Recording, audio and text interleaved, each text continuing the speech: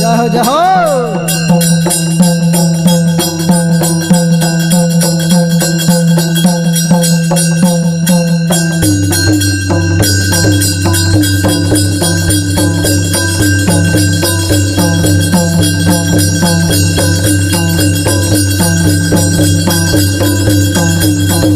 चाहे मैया बनी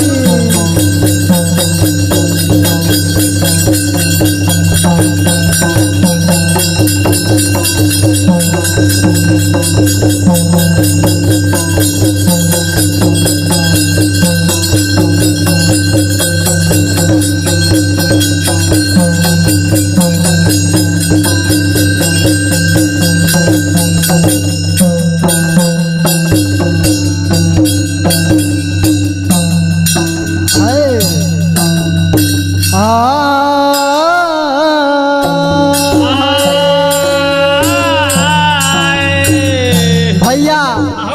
सुने के चाहिए हम व्यास राजकुमार दीवाना घर चिरैया थाना बख्तियारपुर जिला पटना बिहार। हमरा पिताजी के नाम रामजी दास हमरा गुरु भी वही बारन माननीय सम्माननीय हमरा पापा भी हैं और गुरु भी हैं और हमरा संगे बानी रंजीत लाल तूफानी हमर भाई हमरा भगत जी चिरैया से सहयोगी बानी मेघन भगत। अच्छा जी पवन स्टूडियो से हमार रिकॉर्डिंग होने जा रहा है। एक बार प्रेम से बोल दा मैया भगवती सरस्वती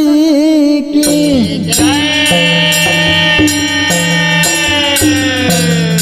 और लगले लगले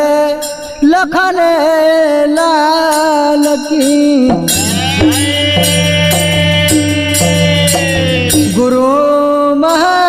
महाराज की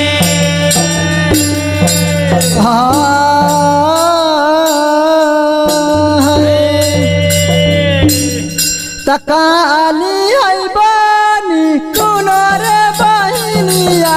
काली है बानी दुनो रे बहिनिया काली है बानी दुनो रे बहिनिया काली है बानी दुनो रे बहिनिया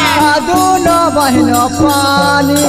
आके जाए दोनों बहनों पानी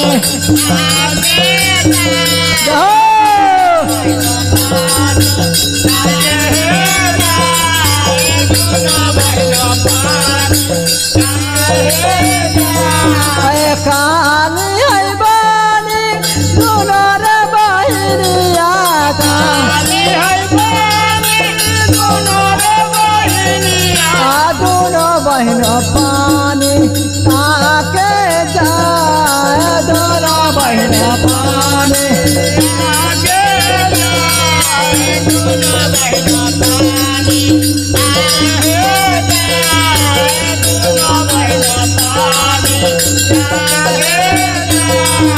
पानिया भर दे बनी भैया मुर्गा लो पानिया भर दे बनी भैया मुर्गा लो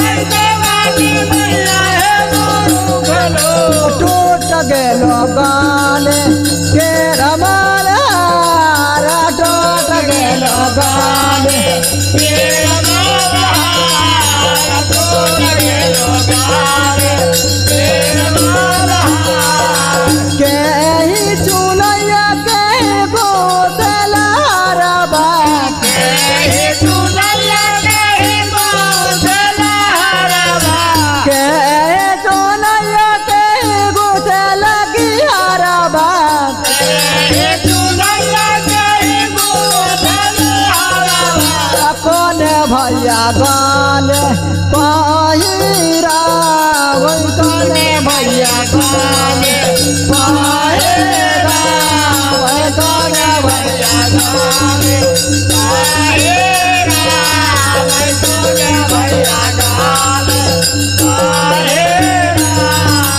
काल चुनैया बनी गुथे लगी हरबा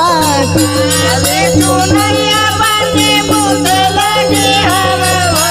काले चुनैया बनी गुथे लगी हरबा काले चुनैया बनी गुथे लगी हरबा भैरो भैया गाले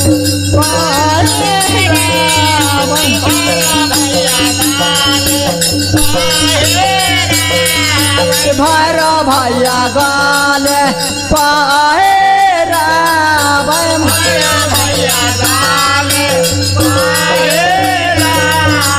गालिया भजनिया बनी दस काल जोड़ले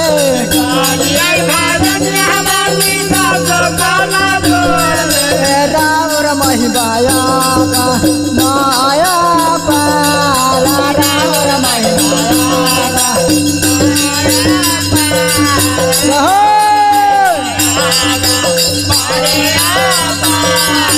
रावर महिबाया माया पार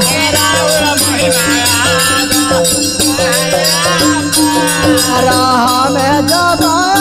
बनिया में जब बुलाबा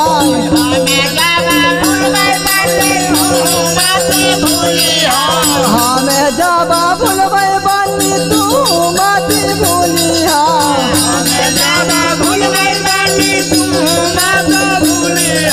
भोला लाया छालिया बिहा बताए भोला लाया